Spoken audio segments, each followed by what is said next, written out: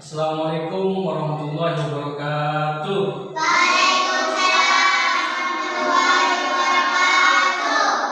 Apa kabar semua? Baik. Alhamdulillah. Baiklah, Ibu, pada siang hari ini kita akan melanjutkan pembelajaran yang mana pembelajaran ini merupakan kelanjutan dari pembelajaran yang kemarin sudah kita pelajari, yaitu tentang membaca. Ada yang suka membaca? Ada. Sungguh ada. Ada. Kira-kira yang kalian baca apa kalau di rumah? Buku apa? Buku cerita. Yang lain? Membaca itu bisa menggunakan apa saja. Bisa membaca buku. Bahkan ketika kita menonton televisi, kita juga biasanya sedang membaca. Terkadang di televisi ada tulisan berjalan di bawah, ya. Itu biasanya kita baca. Nah, kira-kira menurut kalian manfaat membaca itu apa?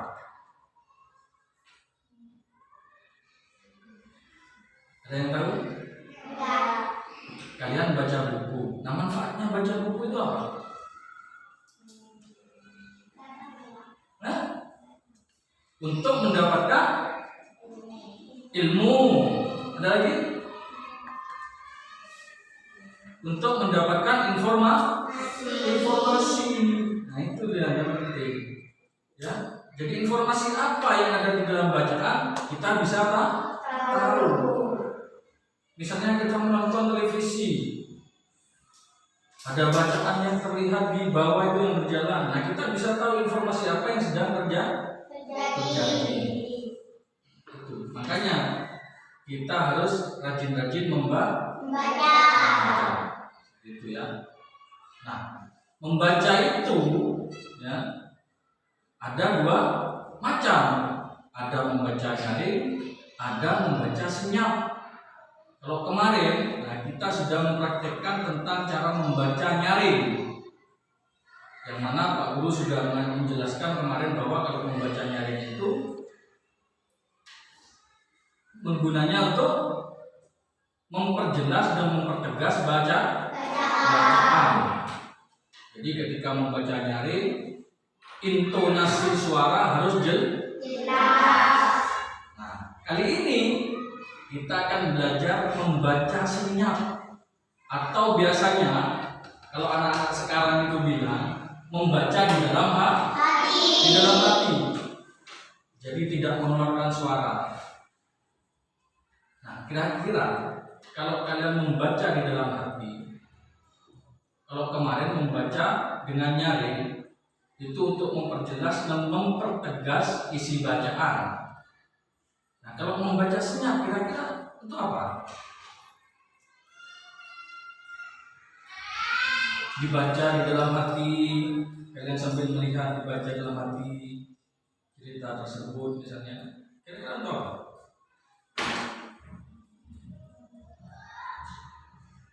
Untuk memahami isi bacaan. Seperti itu. Ini yang dinamakan dengan literasi istilahnya, ya. Jadi literasi itu kegiatan untuk memperoleh informasi, ya, dari sebuah bacaan. Harus memahami isi bacaan. Biasanya kita akan membaca senyap atau membaca di dalam hati ketika kita biasanya akan mengerjakan soal atau pertanyaan yang terkait dengan isi bacaan. Jadi kita bisa paham isinya apa, bacaan yang sudah kita baca tersebut. Seperti itu ya. Nah, sekarang tugas kalian adalah membaca bacaan yang sudah ada di hadapan kalian yang judulnya Sehari di Sungai Ciliwung. Ya. Pak Guru minta kalian membaca di dalam hati, jangan terburu-buru membacanya. Dipahami isinya, dimengerti juga isi bacaannya apa. Jangan terburu-buru karena membaca di dalam hati.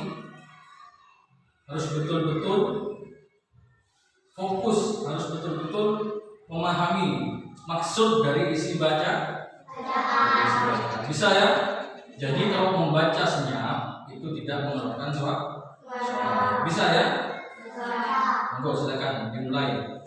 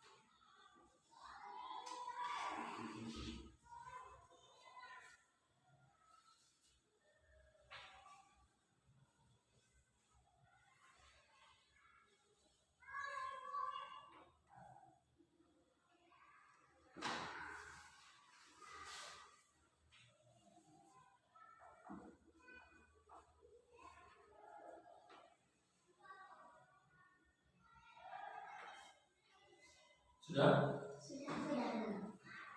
Ini ada yang duduk.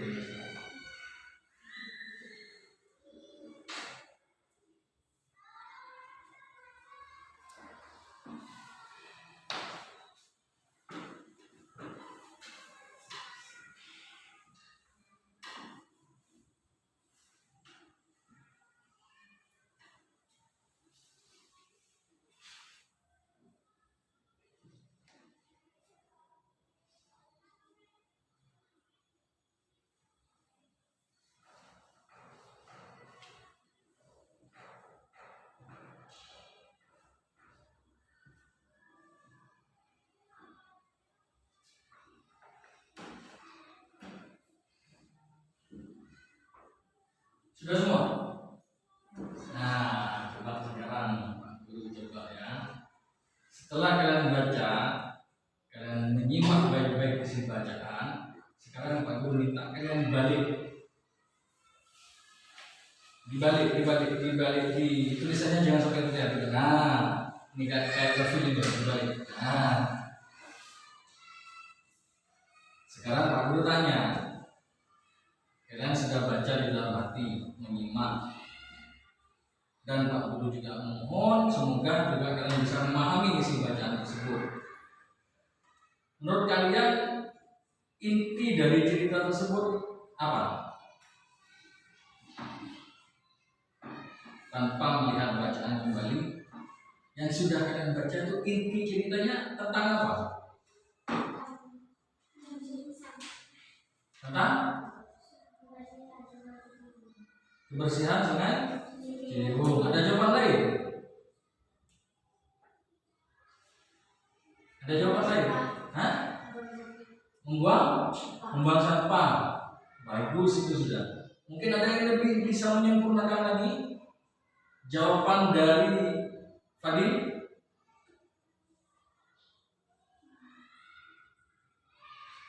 Ada lagi? Sudah, itu aja. Inti dari cerita tersebut adalah kita tidak boleh membuang sampah sembarangan, apalagi di sungai atau aliran air. Itu ya? Iya kan? Yang pertanyaan kedua, yang kalian baca pasti ada tokoh, ya kan? Pemeran di dalam cerita. Ada yang tahu namanya siapa saja? Aldi dan Dimas. Itu adalah tokoh utamanya ya. Aldi dan Dimas. Yang membuang sampah ke sungai siapa? Aldi. Yang membuang bungkus permen. Nah, ini kan ya. Jadi kalau kalian bisa menyimak bacaan tersebut, membaca dengan baik, pelan-pelan dipahami, maka kita bisa paham, mengerti isi bacaan meskipun tidak lagi membaca. Jadi yang dibuang tadi adalah bungkus permen, ya kan? Yang kemudian oleh kakak si Aldi dibawa jalan-jalan ke Sungai Ciliwung. Supaya apa? Supaya si adik sadar kalau membuang sampah di sungai itu bisa berakibat buruk, berakibat tidak baik. Sungai menjadi kotor. Kan seperti itu. Nah, sekarang kalian buka lagi. Nah, sekarang Pak Guru ingin memberikan tugas kepada kalian. Setelah kalian baca dari 2 halaman tersebut, Pak Guru minta kalian mencari kata-kata yang menurut kalian dianggap sulit untuk diartikan. Ini artinya apa? Kata ini artinya apa? Kok saya tidak tahu gitu. Menurut kalian yang mana? Coba kalian garis bawahi kata-kata tersebut. Kalian cari kata-kata yang menurut kalian sulit artinya, diartikan sulit untuk kalian gitu. Contohnya misalnya ya. Contohnya misalnya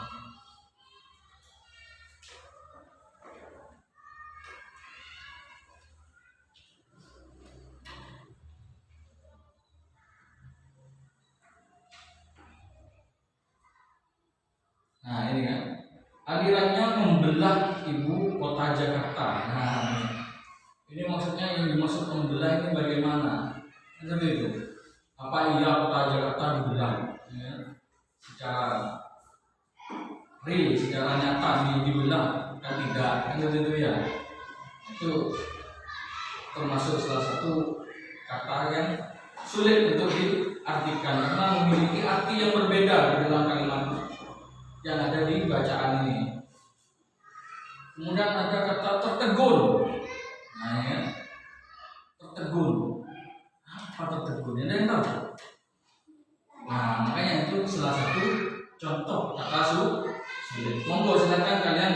bawahi yang menurut kalian saya tidak tahu artinya. Ini apa kata-kata ini ya?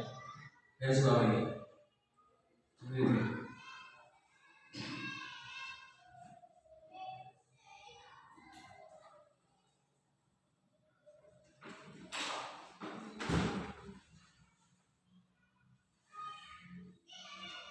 Karena kalau Pak Guru baca, ini tidak terlalu banyak kata sulit yang ada, tidak terlalu banyak.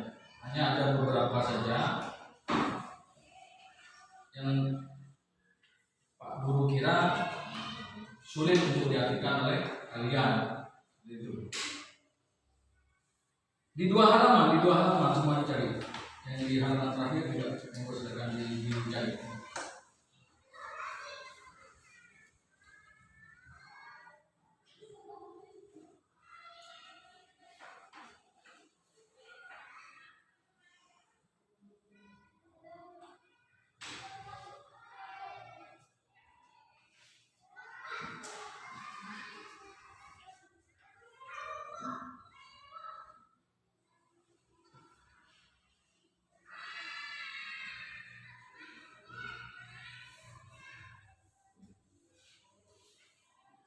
Apalagi kalau kalian itu membaca di media elektronik, biasanya banyak sekali kata-kata sulit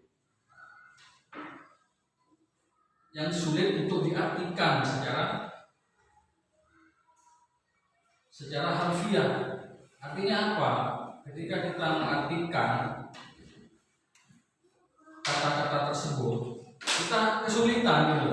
Ini artinya apa yang ada di media ini? Misalnya kalian melihat di media handphone misalnya, ketika kalian browsing mencari tugas misalnya kita browsing, kemudian ada kata-kata yang sulit, biasanya banyak sekali.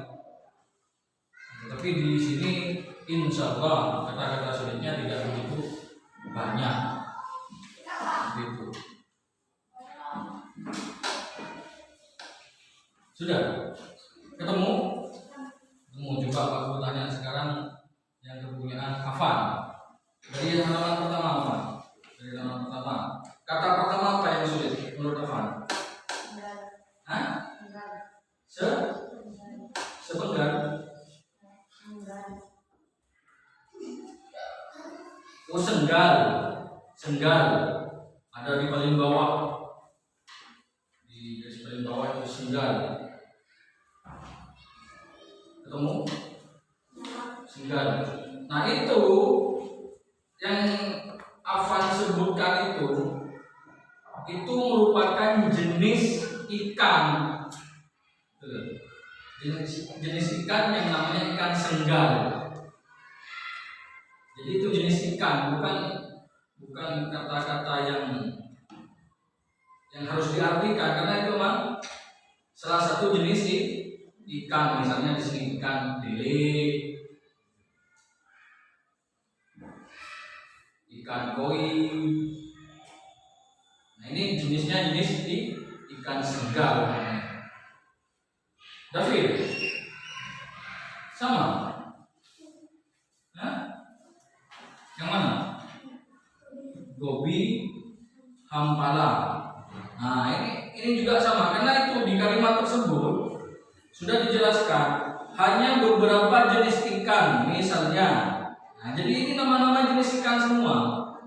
Misalnya soro, ya, benter, berot, senggal, gobi, hampala, dan sidap. Nah ini jenis-jenis ikan semua. Yang Pak Guru minta adalah kata-kata, bukan nama ikan, tapi kata-kata yang menurut kalian sulit, gitu. Bukan jenis ikannya. Kalau yang Afan dan David sebutkan tadi itu adalah nama ikannya, jenis ikan. Coba, Pani. Keruk. Nah, kadang ada pepatah mengatakan jangan memancing di air keruk. Nah, apa menurut kalian? Keruk, kalian tahu? Kalian tahu? Keruk. Keruk ini biasanya identik dengan air. Airnya keruh. Artinya apa? Airnya tidak jernih. tidak bersih. Itu namanya keruh. Nah, paham ya? Airnya keruh, berarti tidak jernih. Airnya kotor. Yang lain? Baca.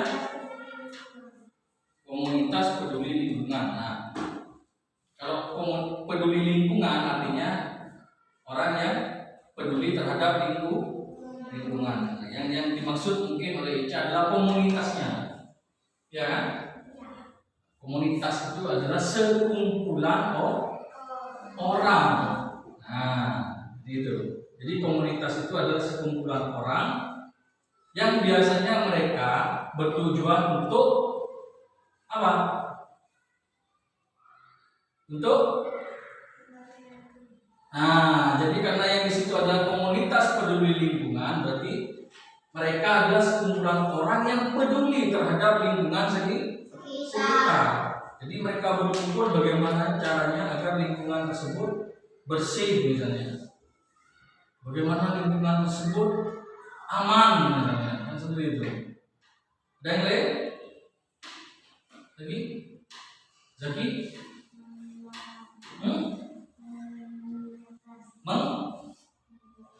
Mengiyakan. Mengiyakan ini maksudnya setuju. Ya. Mengiyakannya artinya setuju. Maksudnya begini. Pak Guru misalnya bilang kepada David, kalau buang sampah bungkusnya pentol, ya, jangan dibuang di sana, jangan dibuang di halaman, tapi buang di tempat sampah, ya. Iya, nah itu namanya mengiyakan, artinya setuju dengan apa yang Pak Guru bilang, itu ya, paham ya? Ya, artinya setuju, iya. Nah, coba sekarang punya Fadil apa? Mungkin menemukan juga. Sama, mengiyakan juga. Tapi paham sudah ya? Mengiyakan itu artinya setuju. Iya, mengiyakan.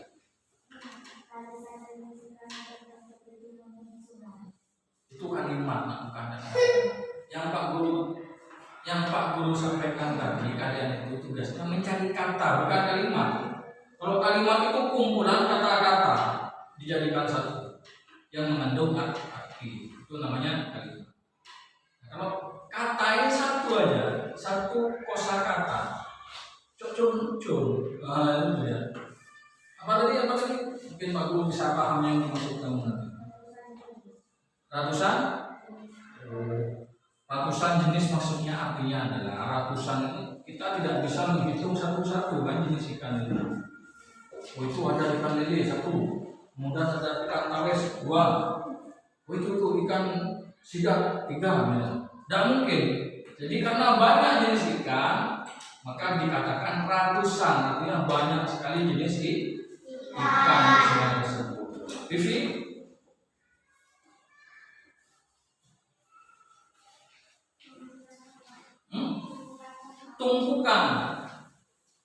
Tumpukan sampah ini sudah jelas ya kalau sampah itu ya. Sampah itu adalah limbah atau sisa-sisa dari apa? Sisa-sisa dari makanan, ya kan? Sisa-sisa dari benda-benda yang sudah tidak terpakai. Nah, kalau tumpukan itu artinya apa? Tumpukan itu artinya sekumpulan sampah. Jadi sampah tersebut menumpuk, berkumpul terlalu banyak. Itu namanya tumpukan. Paham ya? Paham ya? Jadi tidak ada yang menemukan di halaman yang kedua. Tidak ada. Nah ini Pak Guru mau tanya sekarang. Ini ada di sini ada kata-kata melamun. Ya, melamun.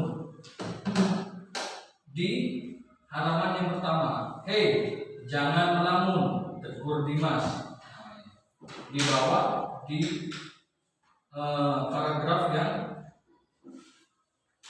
di bawah paragraf yang ketiga dari bawah. Hei jangan melamun. Nah, ada yang pernah melamun? Apa melamun? Hah? Apa melamun? Katanya pernah melamun. Hah? Katanya pernah melamun. Pernah Nabi melamun ya? Apa melamun itu? Hah?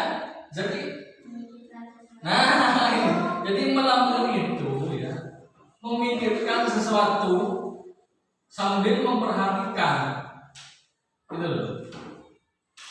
Jadi dia memikirkan sesuatu, misalnya tadi Dimas memikirkan sesuatu, ternyata sampahnya menumpuk seperti ini.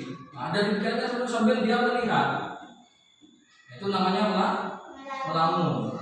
Ada yang melamun tanpa melihat. Ada, hanya memikirkan saja. Besok aku dikasih uang saku apa enggak ya, misalnya. Nah, itu melamun juga namanya. Jadi sambil memikirkan sesuatu. Nah, baiklah, untuk lebih memahami isi bacaan tersebut, guru akan memberikan tugas kepada kalian berupa pertanyaan yang terkait dengan isi bacaan. Ya, monggo silakan kalian jawab pertanyaan ini. Ada 4 pertanyaan yang jawabannya itu berkaitan dengan bacaan yang sudah kalian baca.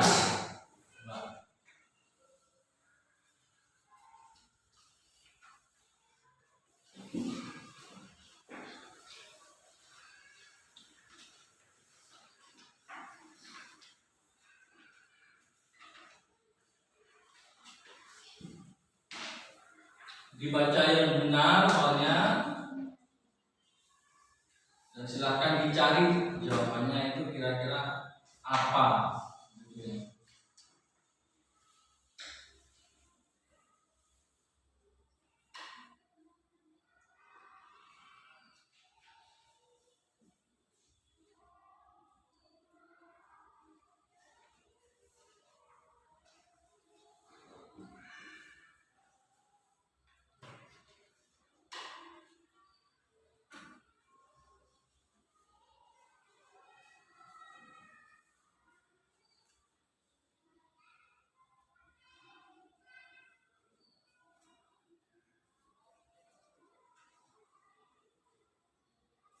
Ini enggak masuk di Mas sebenarnya.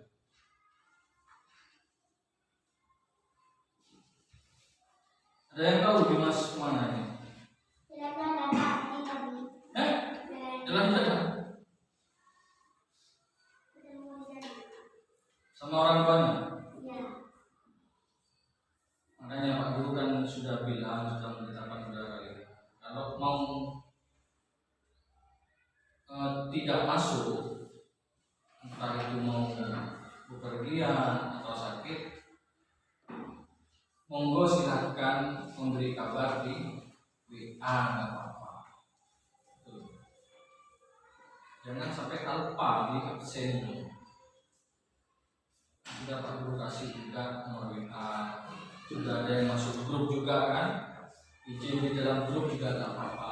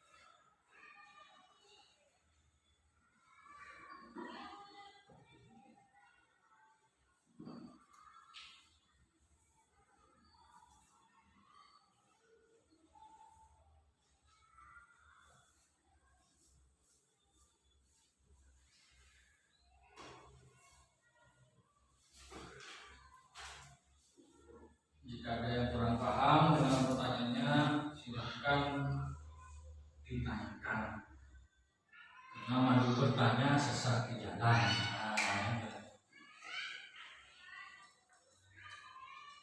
banyak bertanya memalukan kan gitu ya. Boleh bertanya,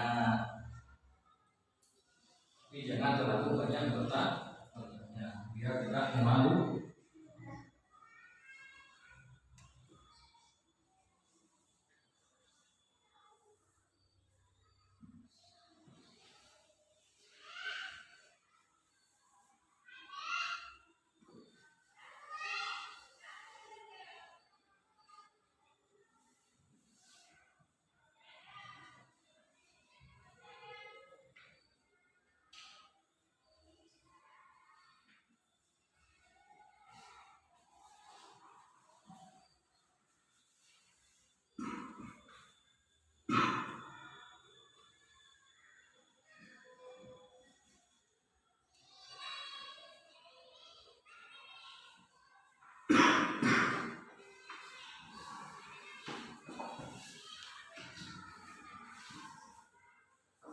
Ada yang sudah sampai nomor 4? Nah, untuk nomor 4 ya, perlu bacakan ya soalnya. Pesan apakah yang dapat kamu petik dari cerita tersebut? Jadi jawaban ini tidak bisa kalian cari di dalam bacaan. Jadi jawaban dari pertanyaan ini pasti nanti jawabannya mungkin akan ada perbedaan di tiap-tiap anak itu. Karena ini dijawab sendiri, bukan melihat dari bacaan jawabannya. Yang dimaksud pesan ini bagaimana? Artinya ketika kalian membaca bacaan tersebut, apa yang kalian dapatkan, pelajaran apa yang kalian dapatkan dari bacaan tersebut. Nah, baru kalian tulis di soal nomor 4. Pesan apa yang kalian dapat? Begitu.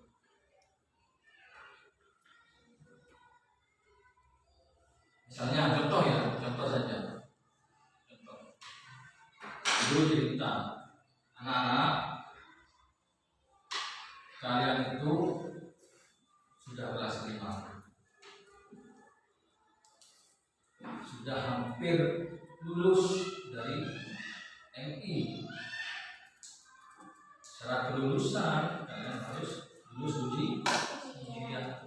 Nah, untuk bisa lulus ujian, selain berdoa, kalian juga harus belajar dengan rajin. Jadi jangan malas di rumah, jangan terlalu banyak bermain. Apalagi sekarang ada ujian menggunakan komputer. Pesan apa yang kalian dapat dari yang Pak Guru sampaikan? Pesannya adalah kalian harus rajin belajar.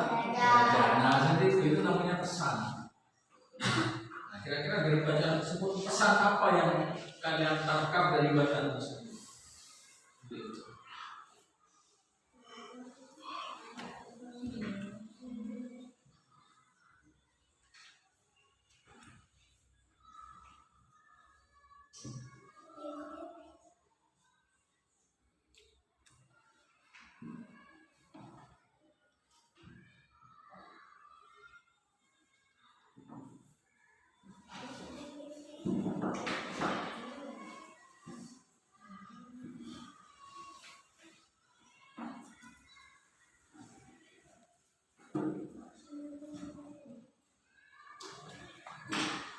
Disegerakan delega Pak Basir dikumpulkan.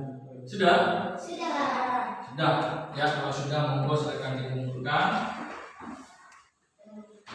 Belum?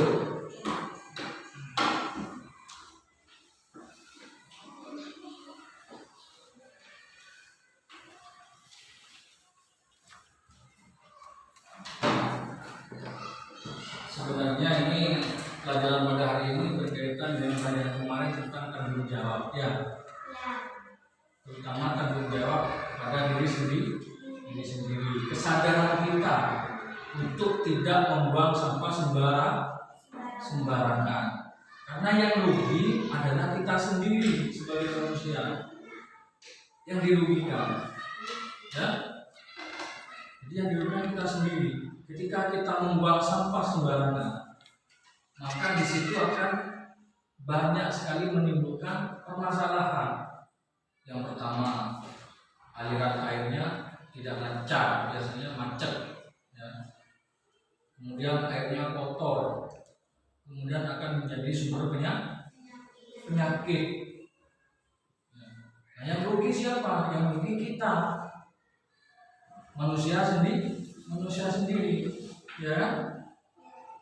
Nah, maka dari itu, marilah kita sebagai manusia itu mempunyai rasa tanggung jawab atau sadar kepada diri sendiri untuk tidak membuang sampah sembarangan. Baiklah, kalau begitu, untuk tugas kalian ya, di rumah nanti silakan kalian mencari gambar sungai. Ya, kalian cari gambar sungai. Misalnya di dekat kalian ada sungai, monggo silakan difoto, tidak apa-apa. Ya, kalian foto tidak apa-apa. Itu tugas kalian. Ini tugas kelompok loh ya.